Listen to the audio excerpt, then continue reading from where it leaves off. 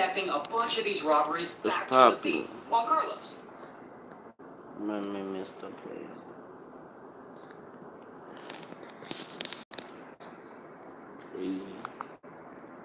Lazy.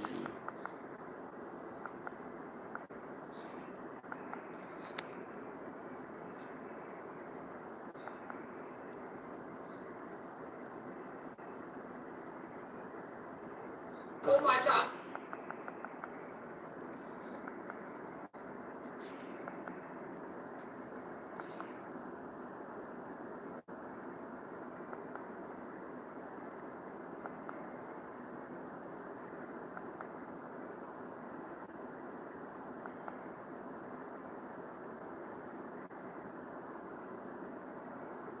Today I'm building a secret room to hide from iShowSpeed, the biggest streamer.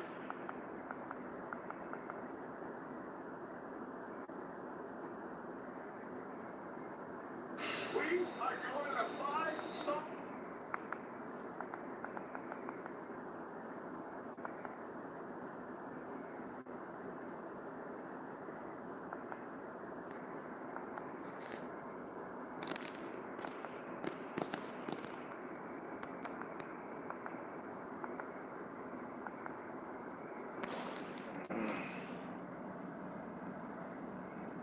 These are $10,000 worth of Pokemon cards.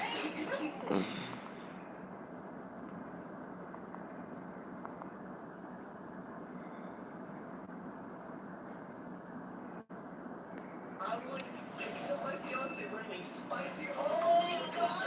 Oh my God.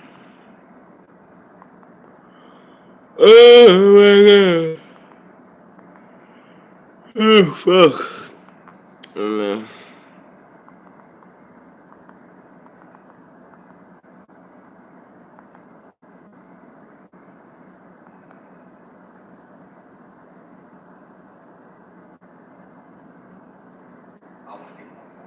You want the referees?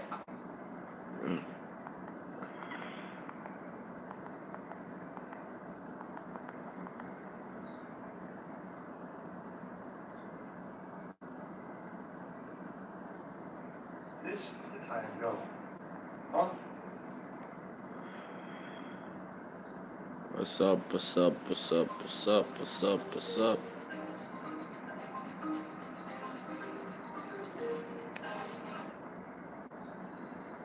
This is the time to go. On board is Kim Jong-un, the ruler of North Korea. He almost never leaves his country. But when he does, he travels on rail, in the so-called moving fortress. Right now, he just left Pyongyang. His destination is the Vostochny Stop YouTube. in Russia to meet Vladimir Putin. Popping chat. The journey will take him around 2 days and well over 1,000 kilometers through foreign land. Kim has many enemies. How does the time go? Yo, it's been a while since I done a live stream. Haven't been consistent. Only a few North Koreans have access to the regular internet. If you're able to watch this video, you're probably living in a country that allows you to access all the websites, prices in different countries as well. Use a VPN to find the cheapest option. Oh fuck! Additionally, the built-in darknet monitor can notify you when your personal data is being leaked online. Threat protection can block. Chat, please leave a like, leave a like, leave a like. Wake up. To get an extra 4 months on a 2-year plan, plus a 30-day money-back guarantee for your secure online journey. We appreciate NordVPN for sponsoring this episode. By checking them out, you support our reporting. The Tie & Go is escorted by 2 additional trains. One drives ahead to check for dangers, like planted explosives on the tracks or ambushes on the sides. Extremely The other one secures the back. It is filled with heavily armed security, ready to rush to the Supreme Leader's rescue.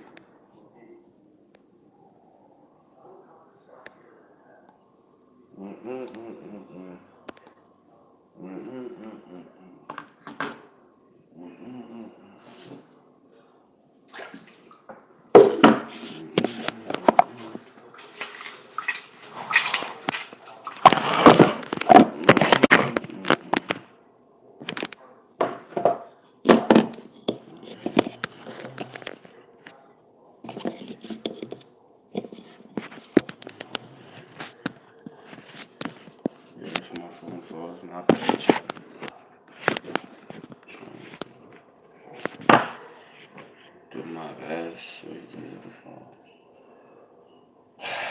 Damn, son.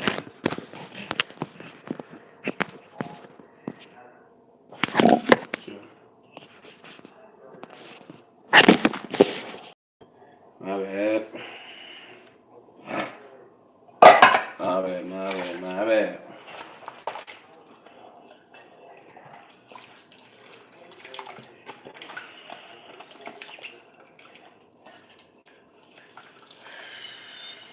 Something we can do. Can't even move right. So much time to move.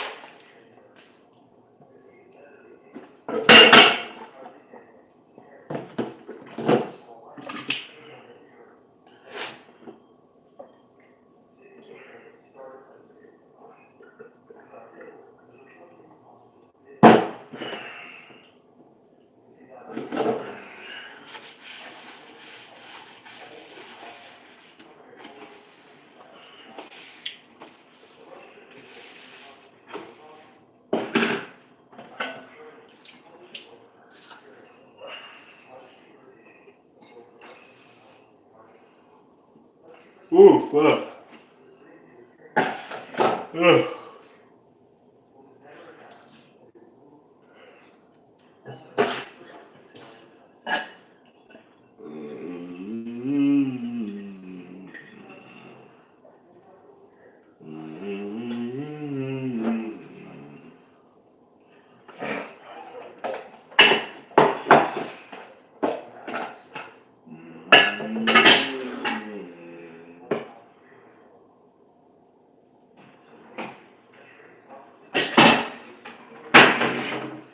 Fuck.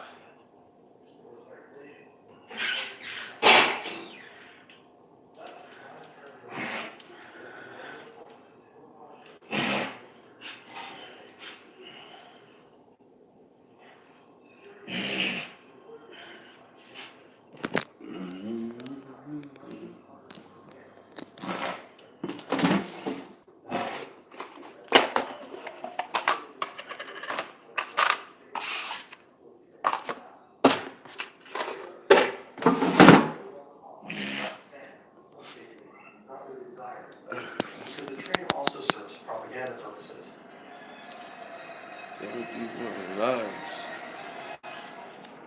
Where are the The little Taiwan house Go coming family from? leader's It's been a son while since I've has gone become a live powerful on symbol YouTube. for North Korea. Kim Jong-un is said It's to hard visit to now. appear down to earth and close to the people, in stark contrast to the lofty image of the US president, his giant jumbo jet. And political Yes, Chad, don't forget to sub up. Chad, don't forget to sub up. After the invasion of Ukraine, the airspace above the country Like my became stream. unsafe. Many Westerners have to visit Vienna by train to Poland. This has been coined as iron diplomacy. Oh, In the fuck. case of North Korea, the Taiwan in some ways accentuates just how uniquely isolated the country is. The supreme leaders rarely, or perhaps never, visit most parts of the world. There is also a certain irony in the train supposedly symbolizing the modesty of the Kim family. Journeys always have a destination. Kim's train finally arrives at Vostochny Kosmodrome. He is greeted with one of the longest and perhaps most uncomfortable handshakes in history.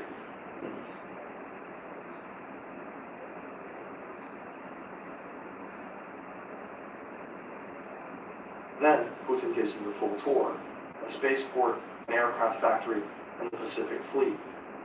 Later, there's vodka, ballet performance, and a walrus show. The reason the two men meet is quite serious, however. Russia is running low on ammunition and allies in its war against Ukraine. North Korea has Chat, enormous please don't stocks forget of us about is not Physical afraid Fist to and supply. Signature. In return, the country could It is receive Daniel. technical support from Russia for building new satellites and missiles for its Extremely nuclear weapons stunning. program.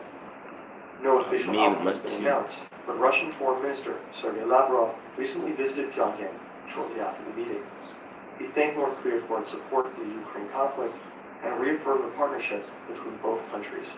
North Korea, in turn, officially recognized the territories captured by Russia as Russian sovereign territory. Lavrov didn't commit on weapons deliveries, but according to the U.S. government, North Korea has already delivered over 1,000 containers of ammunition and military equipment to Russia.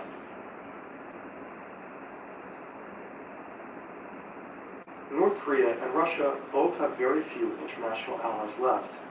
While the Taeyong-go tries to be a symbol of power for North Korea, it is also a sign of the country's deep isolation. Vladimir Putin has accepted an offer to visit Kim Jong-un in return. This would be a good chance for him to take his very own ghost train.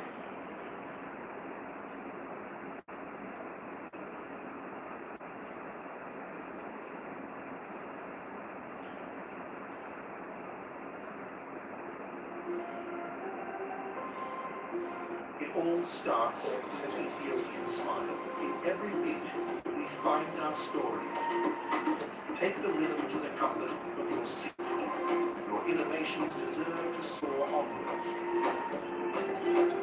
Find joy in every experience. Enjoy your time with the best moments of entertainment. Take the lead in your carrier. Will take the lead in serving. Your hard-earned success matters. Stay connected with your business. Every journey is a chance to see more, to be more. Find culinary excellency and fine dining in the skies. Feel original tastes. Share your awe-inspiring moments with the world, and let us share the world with you. Turning dreams into reality. Ethiopian Airlines, the new spirit of Africa. Now, new Colgate Retinol Flow for strong teeth and healthy guts.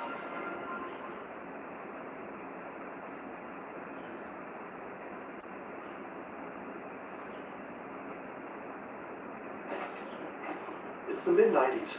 Kids all over Europe are thrilled. They finally have their own Disneyland here in Paris. These two kids have come all the way from Switzerland. They've been begging their family to take them here forever. Now they're finally here. And it's better than they imagined. It really is the happiest place on Earth. The park is buzzing with life. The daily parade rolls down Main Street. It's like they're in a Disney movie. And behind them, towering above it all, is the park's centerpiece, Sleeping Beauty's castle. Its golden spires gleaming under the French sun. At first glance, they look like any other family. Perhaps they are diplomats from East Asia, enjoying a day off in Europe. The siblings watch the parade, but their eyes keep drifting back to the castle, almost like they're imagining themselves inside it, maybe as part of a royal family. The thing is, they are royalty. But their life is no fairy tale. When the boy grows up, he'll have his own empire. When the girl grows up, she'll become one of the most dangerous women in the world. Press officials see Kim Yo-jong as one of the key regime insiders. Officially about Kim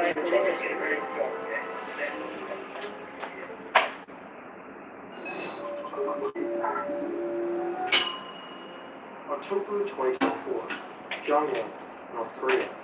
The drone crashes in the country's capital. It's been distributing anti-North Korean propaganda leaflets. It was most likely sent by South Korea, Chat. another act in the decades-long war between the two former United countries. Gotta go somewhere. official statement warning that I'll South be Korea back. can expect the worst if they dare to escalate military tensions again. The worst being nuclear retaliation. The order is armed with full wartime strength and standby to open fire. Nuclear threats coming out of North Korea are not new. Kim Jong Un Thanks for the like, plans to annihilate his neighbor in regular Appreciate her. What is new is that this threat isn't coming Okay, chat. I'll be back. It's coming from her. Give me a Kim few Jong-un minutes. and her sister, Kim Yo-jong. Few minutes. I'll be back. The world has seen this woman before. In February 2018, at the Winter Olympic Games in South Korea, for the first time in decades, a direct member of the Kim family sets foot on South soil. For 3 days, Kim Yo-jong captivates the media, attending meetings, having lunch with South Korea's president, Moon Jae-in, shaking hands. Unlike her brother, she is not intimidating. She is not shouting threats. She is charming, soft-spoken, diplomatic. For a brief moment, it feels like North Korea might be changing course. Maybe this is the start of a new era, a path to peace. But the Yo-jong people see in South Korea is just one side of her. Soon, the world will see the other. North Korea is a country built on control. Every piece of information is carefully managed by the regime. Outside the DPRK, we like to think that we're in control of our own information. But just as you're watching this, data brokers might be collecting and selling your personal data, your home address, phone number, online searches, and even financial information. This data doesn't just fuel spam calls and scam attempts, it can even affect your insurance rates and future job applications. That's where Incogni comes in to fight back for you. The service scans the web for your exposed data, sends automated removal requests, and keeps rescinding them to ensure your data stays deleted. It regularly rescans to keep data brokers from sneaking your info back into circulation, and lets you track it all in a clean, real-time dashboard. Take back your privacy now at incogni.com/FernTV and use the code FernTV for an exclusive discount on a 1-year plan. Remember, you probably can't erase yourself from the internet completely, but Incogni helps you regain control over your digital footprint. In North Korea, images and stories matter. The Kims aren't just rulers, they are chosen by fate. Their power is divine. Every policy, every decision, every act of the regime serves a single purpose: ensuring the Kim dynasty's survival. Kim Yo-jong was born in 1987, or maybe in 1989. It's hard to verify. In 2011, Kim Jong-il dies unexpectedly. His youngest son, Kim Jong-un, is declared his successor. At his father's funeral, a young woman stands behind him, dressed in black, head tilted to the side, gaze lowered. She weeps like the others, but unlike her brother, nobody knows her name. Kim Yo-jong has spent her entire life in the shadows. Even inside North Korea, her existence is a secret. No photos, no official mention, no trace of her in state media. But that changes in the chaos of succession. At first, she blends in like any other aide, a quiet, dutiful presence in the background. She carries her brother's clipboard, stands at his side, and holds out a heavy crystal ashtray so the chain-smoking dictator can flick away his ashes. To the outside world, she looks just like another assistant. But if you look closely, she's always there, standing behind him at key moments, ensuring everything runs according to plan. Foreign analysts start noticing her presence. Intelligence agencies, journalists, and defectors all begin asking the same question. Who is she? For Kim Jong-un at least, she is a close confidant, the only member of the family who truly trusts. Maybe that has something to do with her childhood in Europe. Switzerland in the mid-90s. 2 North Korean children enroll in a private school in the city of Bern. Officially, they were children of diplomats, but their passport names are fake. Nobody knows they are really the heirs to North Korea's most powerful family. Here, they're just 2 foreign kids in a country far away from Pyongyang. To their classmates, they seem like normal kids, playing soccer and inviting friends over to their mother's apartment, going on ski trips, traveling Europe, and visiting Disneyland. A regular family. Except they're not. 우리는 평범한 집에서 살았고 평범한 가족처럼 행복했다. 나는 그들의 어머니처럼 행복했다. Their mother isn't their mother. Ko Young-suk, their aunt, was sent to care for them in Switzerland. Years later, she defected to the U.S., where she appears to have been living in secrecy ever since. Ko Young-suk told the Post she traveled from North Korea to take care of Kim, his older brother, and younger sister when they attended this boarding school in Switzerland. And just like her fake mother, one day the two fake diplomat kids vanished too. No warnings, no goodbyes. Jong-un and Yo-jung are pulled from school and sent back to North Korea.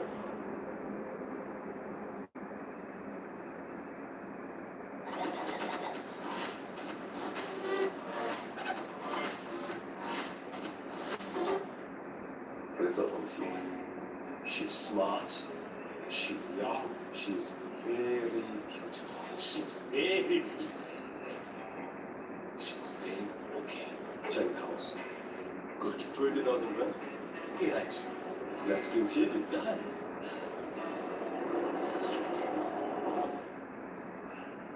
Lastly, I want a can of sushi. Don't you need that one more now, right now? Give me that can.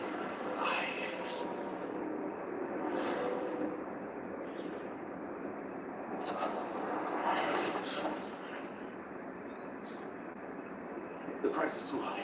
Do what you can to keep your hand on a switch game. Switch up your life and stand a chance of winning one of 20 motors and other prizes to the value of 20 million rand. Switch Energy Drink, the energy behind South Africa. After Yo-jung's stint in Switzerland, she studies computer science at Kim Il-sung University in Pyongyang. In 2014, 3 years after taking over as supreme leader, her brother is forced to undergo medical treatment. During that time, Yo-jung takes over state duties. By the end of the year, her brother appoints her first deputy director of the party's propaganda and agitation department, a department infamous for controlling every image, every speech, and every news article inside North Korea. In 2017, Kim Yo-jung is officially promoted to the Politburo, the ruling elite of North Korea's single-party system. She now has a seat at the highest table of power, but her true talent remains in propaganda. Wherever Kim Jong-un appears, Kim Yo-jung is there too, not just as his sister, but as his PR manager, his shadow. She sets the stage before he arrives and follows him like a ghost when he leaves. A year later, for the first time in her life, she takes center stage. The sister of the North Korean leader Kim Jong-un has become the first member of her family to visit South Korea since the 1950-53 Korean War. Kim Yo-jong is part of a high-level delegation attending the opening ceremony of the Winter Olympics. At the 2018 Winter Olympics, she charmed South Korea in the international press, and there seems to be a strategy to this. For years, Kim Jong-un has been perceived as a ruthless dictator, a nuclear-obsessed madman. Under Yo-jung's guidance, that image softens. She's carefully rebranding her brother's image. In 2018, North Korea suddenly seems to open up. She will be meeting with President Moon on Saturday. If the meeting goes well, some experts say the visit could lay the foundations for a possible inter-Korean summit between President Moon and Kim Jong-un. 2 months later, Kim Jong-un and South Korean President Moon Jae-in meet at the border. They shake hands, they laugh, applause erupts on both sides. That same year, Donald Trump also meets Kim Jong-un in Singapore, a historic summit. The two leaders sit at a large table, signing a historic document, a joint declaration stating that North Korea intends to denuclearize. Next to Trump is Mike Pompeo, the president's Secretary of State. Next to Kim Jong-un is his sister. She stands there, silently watching as the world dares to believe one of his most feared nuclear powers might actually disarm. But something about her feels off. Her appearances, her gestures, her smile, they all seem a little too perfect. Every move feels somewhat calculated.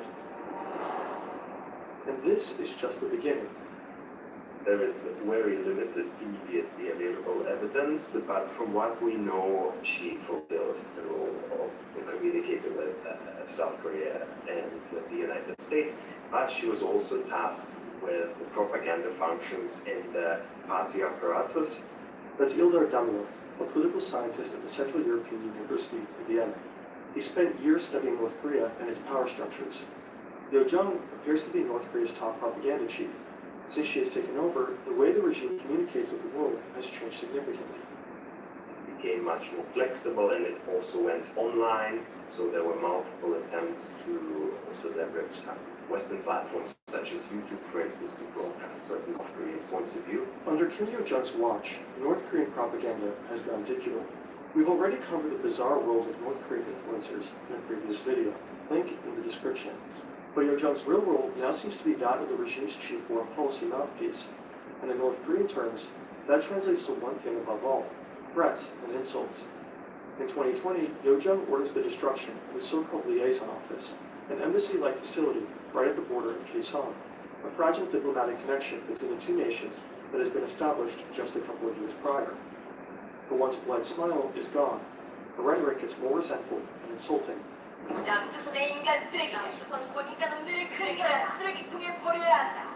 2022, Kim Yo-jong addresses the nation in a rare public speech. It's the first time the North Korean public hears her voice in state media. 이 방역 전쟁의 나날 거열 속에 시비 앓으시면서도 자신이 끝까지 책임져야 하는 인민들 생각으로 한순간도 자리에 누우실 수 없었던 교수님과 The event is staged to praise her brother. He has a high fever, but never lays down to rest, too worried about his people. Officials wipe tears from their faces. He has COVID, but according to her, the real culprit isn't COVID. It's South Korea. 우리 공화국에 비루스가 유입될 수 있는 위험한 짓거리를 계속 행하는 경우 우리는 비루스는 물론 남조선 당국 것들도 박멸해버리는 것으로 대답할 것입니다. When South Korean activists send leaflets across the border in 2024, Kim Yo-jong allegedly orders a response in kind. Balloons floating back over the DMZ, carrying bags of garbage and feces. In October, she called Ukraine South Korea from the United States. And in another written statement later that month, her final words are just as blunt. There can never be a change of the line. I've sanctioned, pressure, and threats stopped us. They've only made us stronger. If one is not a fool, one should not do a stupid act of expecting no change. North Korea never honored its agreement with the U.S.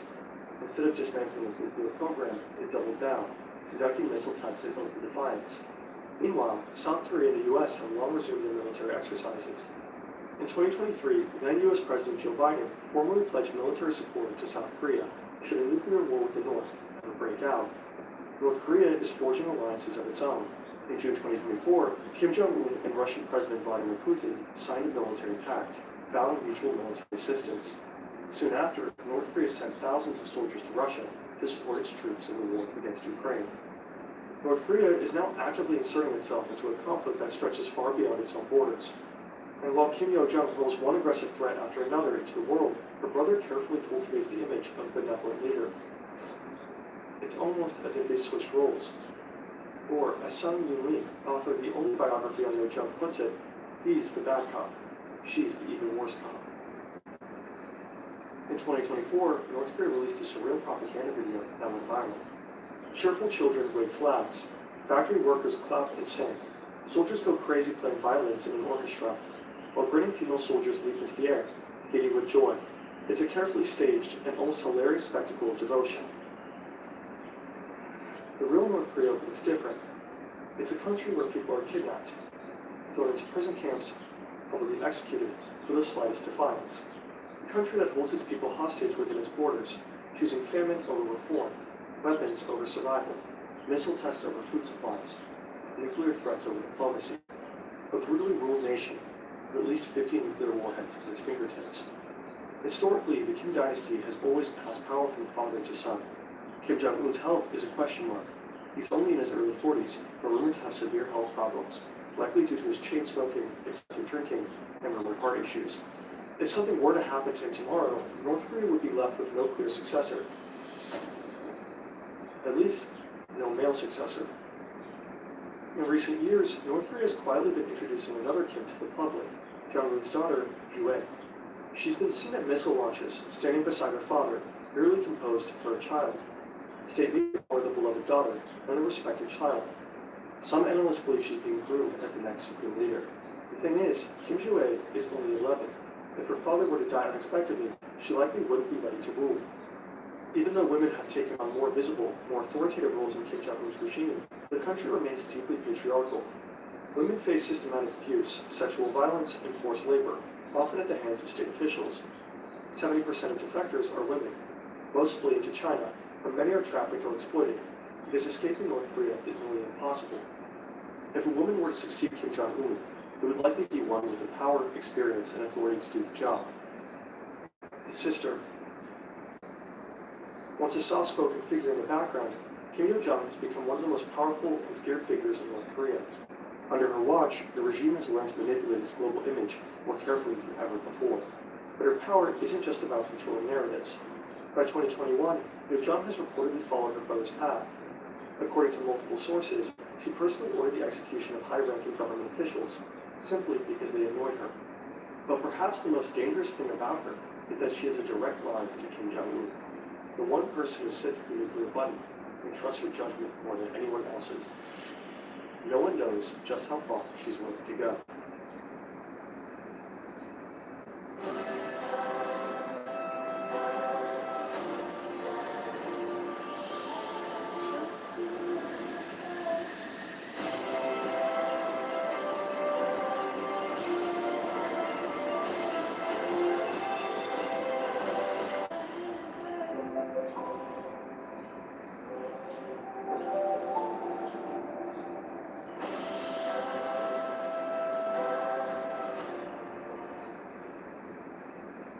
I remember growing up, my mother always used to say to me, I'm worth it.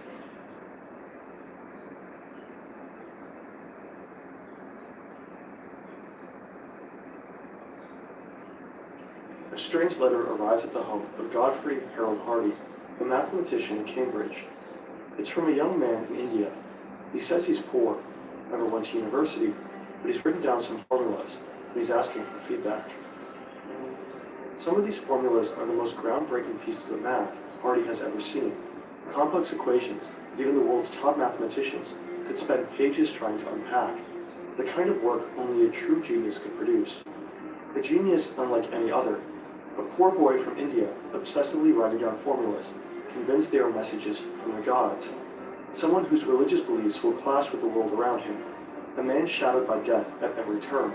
A mathematician whose creative genius likely doesn't stem from formal academic education, but from the lack of it. Even today, to many, his mysterious formulas remain beyond full understanding. This is the story of someone who might have won the world's highest honors, if only things had gone differently.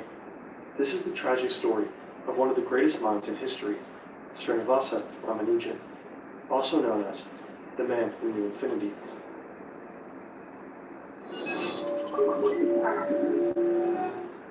This video is largely based on the book, The Man Who Knew Infinity, by Robert Kanigel. And a quick heads up before we begin. In this episode, we'll mention depression and attempted suicide. If you don't feel well, don't be shy to get help. Ramanujan grows up in a respected family. They belong to the Brahmins, the highest caste in India.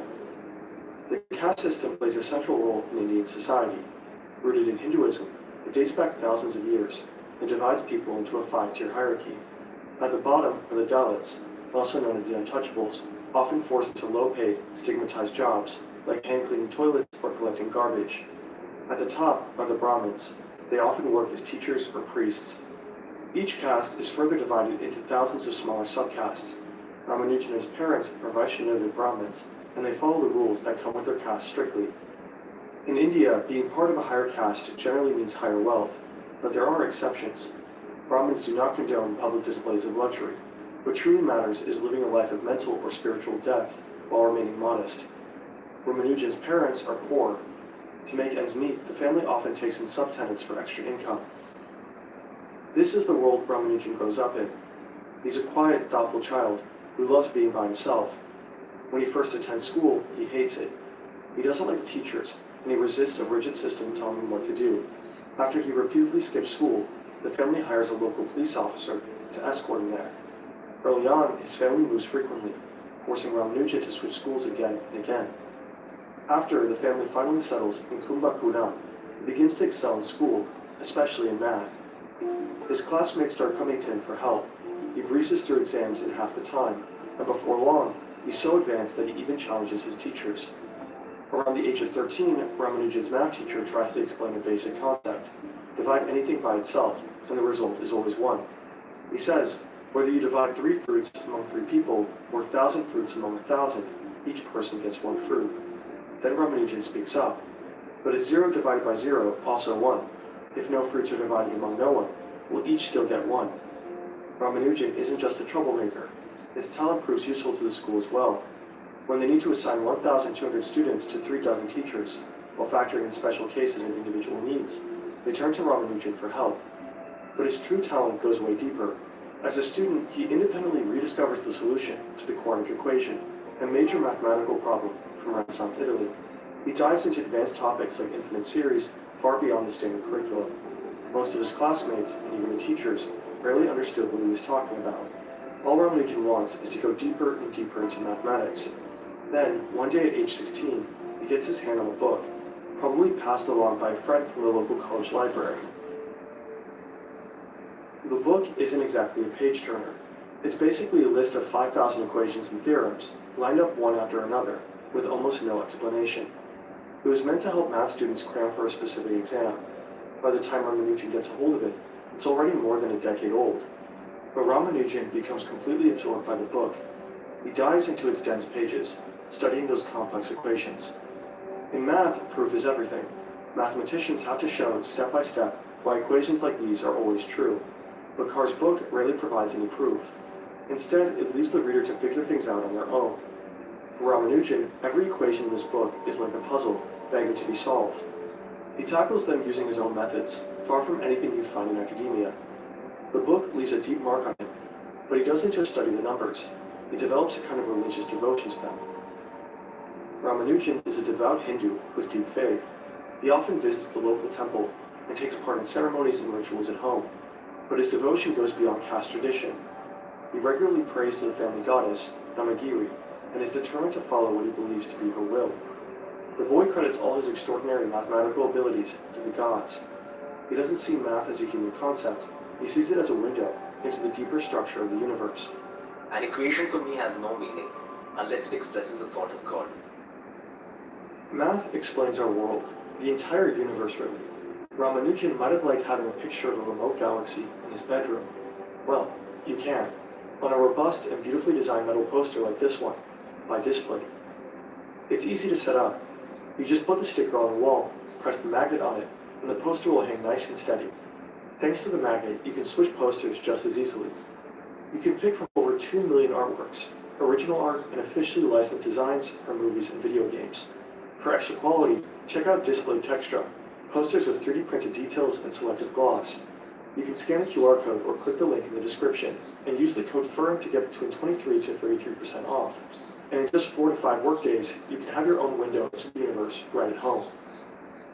Shortly after discovering the book, he finishes school, with top marks, not just in math, but across the board.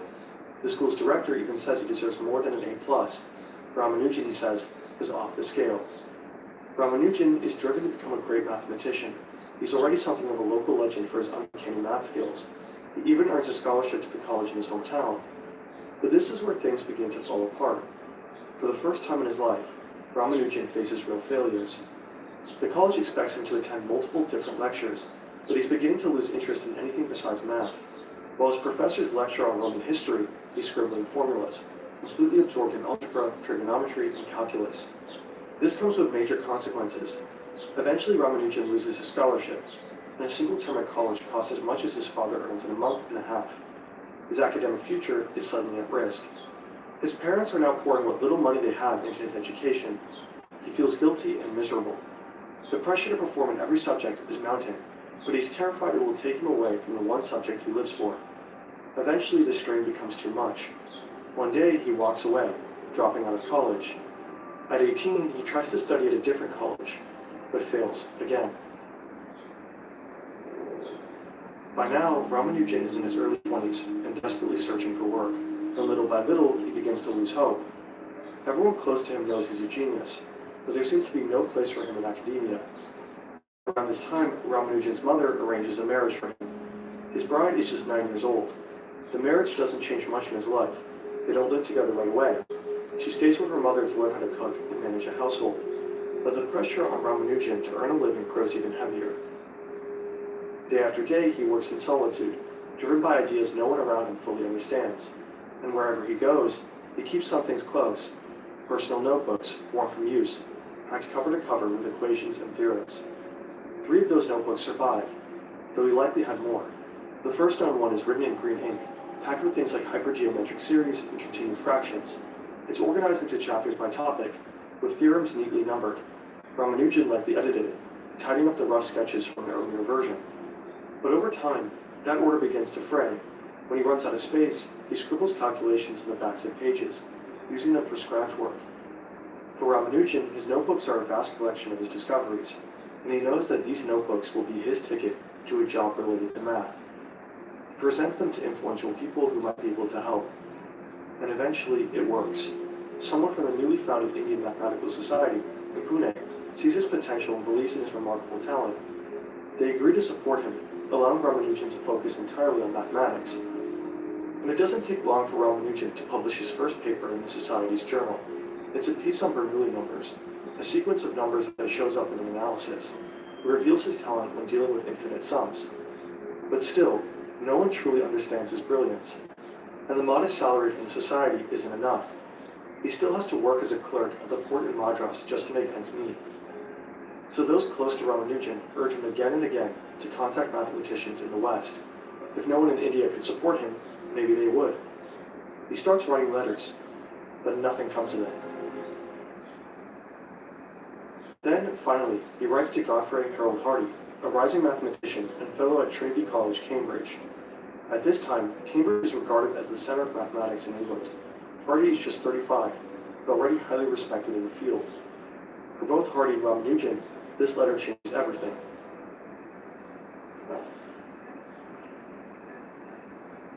Hardy is nothing like Ramanujan, though he shares a deep passion for mathematics. He doesn't believe in God. He's outspoken and never shy about sharing his opinions, especially when it comes to other mathematicians and their work. Hardy is full of contradictions, strict and serious, but also kind and generous. He claims not to care about untalented students, yet he never lets any of them fail. There are plenty of things Hardy reportedly hates, the English climate, watches, and politicians among them. But he also has his loves: cats, crossword puzzles, and most of all, cricket. He doesn't just enjoy the sport, he adores it. He plays it, watches it, and studies it, along with its champions. At times, he's even seen running around the Fellows' Garden at Trinity, cricket bat in hand, frantically searching for his gloves just before a match begins. And of course, Hardy is a gifted mathematician, widely regarded as one of the most influential British mathematicians of the 20th century. His work plays a key role in shaping modern mathematics. Ramanujan's letter arrives in 1913. Hardy would later call it the most remarkable letter he ever received. The first sentences are brutally honest. Dear Sir, I beg to introduce myself to you as a clerk in the accounts department of the Port Trust office at Madras on a salary of only £20 per annum. I am now about 23 years of age. I have had no university education.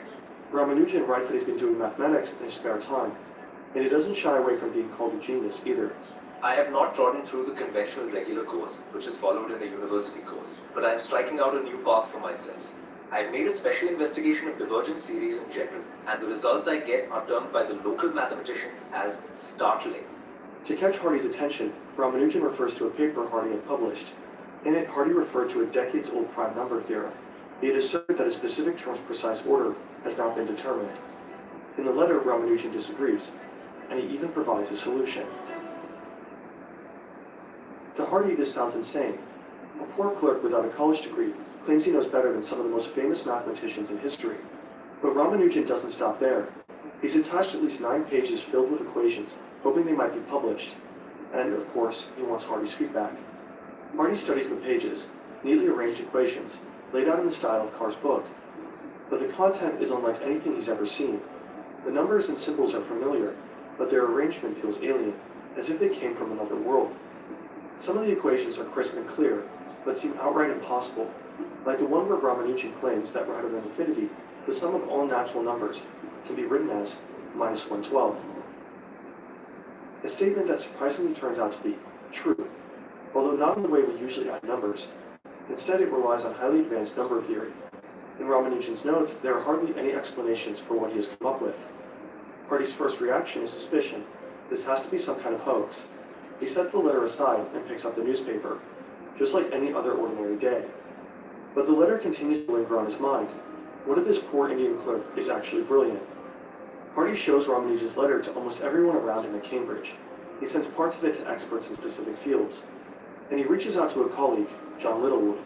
He's just 2 years older than Ramanujan, but unlike him, Littlewood had received the finest education. And like Hardy, he's already regarded as one of the leading mathematicians of his generation. The two spend hours poring over the formulas, After a while, they make a discovery. Not every formula is nil. Even so, only a mathematician of the highest caliber could have produced work like this. The more they analyze the work, the more dazzled they become. Hardy and Littlewood are convinced that even the toughest exams wouldn't cover the kinds of theorems he's creating. They're just too advanced. Just before midnight, they reach their conclusion. These formulas must be true, because if they were not, no one would have the imagination to invent them. This isn't merely the work of an exceptional mathematician. This is the work of a genius. Hardy decides to write back. He's thrilled by Ramanujan's ideas, but insists on something crucial: proof. Rigorous, step-by-step documentation showing how Ramanujan arrived at his formulas. Hardy makes it crystal clear. Without proper proof, the value of his work can't be properly judged. But Ramanujan never truly learned how to provide proof. His favorite book, a collection of formulas, rarely provided any, and the Indian education system at the time didn't emphasize that either. Still, Hardy's letter is full of encouragement. He writes that he's deeply impressed Ramanujan developed all of this without a college education, and that his work could in fact be published.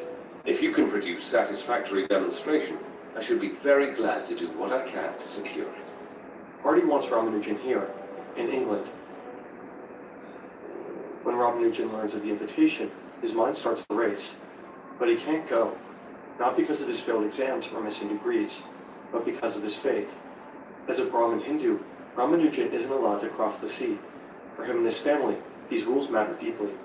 If a devout Hindu like Ramanujan were to travel to England, he could be expelled from his caste. He might no longer be welcome in the homes of his friends and family, or even be allowed to enter a temple again. Academic Institute of Excellence, AIE, is proud to unveil its new unified brand identity, bringing together a remarkable group of institutions, each with their own legacy and products. Yo, Jet. For 2026. I'm back, but I gotta go. Officially open. My bad.